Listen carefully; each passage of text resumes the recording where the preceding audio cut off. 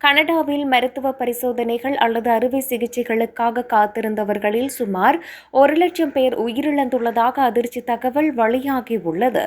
2024ஆம் ஆண்டு ஏப்ரல் முதல் 2025ஆம் ஆண்டு மார்ச் வரை மருத்துவ பரிசோதனைகள் அல்லது அறுவை சிகிச்சைகளுக்காக காத்திருந்த கனேடியர்களில் 23,700க்கும் மேற்பட்டோர் உயிரிழந்ததாக ஒரு புதிய அறிக்கை சுட்டிக்காட்டுகிறது. இந்த எண்ணிக்கை முந்தைய ஆண்டை விட 3% அதிகமாகும். மேலும் 2018 முதல் மொத்தம் 1,00,000க்கும் மேற்பட்டோர் இவ்வாறு உயிரிழந்துள்ளனர். சில மாகாணங்கள் முழு தரவையும் வழங்கவில்லை என்பதால் உண்மையான எண்ணிக்கை இன்னும் அதிகமாக இருக்கலாம் என தெரிவிக்கப்படுகிறது. இந்த எண்களுக்கு பின்னால் உண்மையான மக்கள் உள்ளனர்.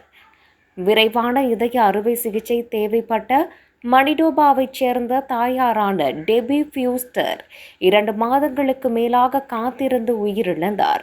ஒன்டாரியோவைச் சேர்ந்த 19 வயதான லாரா ஹில்லியர் மற்றும் 16 வயதான ஃபின்லே வான்டர் வெர்ஸ்கென் ஆகிய இளைஞர்களும் சிகிச்சைக்காக காத்திருந்து உயிரிழந்தனர். அத்துடன் இடுப்பு மற்றும் முழங்கால் மாற்று அறுவை சிகிச்சைகள் போன்ற வாழ்க்கை தரத்தை மேம்படுத்தும் அறுவை சிகிச்சைகளுக்காக பல நோயாளிகள் காத்திருக்கின்றனர்.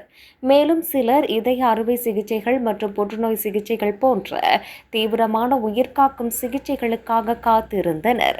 அதிகபட்சமாக ஒன்டாரியோவில் 10,634 பேர் சிகிச்சைக்காக காத்திருந்து உயிரிழந்துள்ளனர்.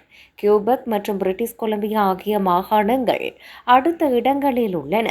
கனடா ஏனைய நாடுகளை விட சுகாதாரத்துறைக்காக அதிகமாக செலவிடும் குறைவான மருத்துவர்கள், படுக்கைகள் மற்றும் MRI இயந்திரங்களே அங்கு உள்ளன.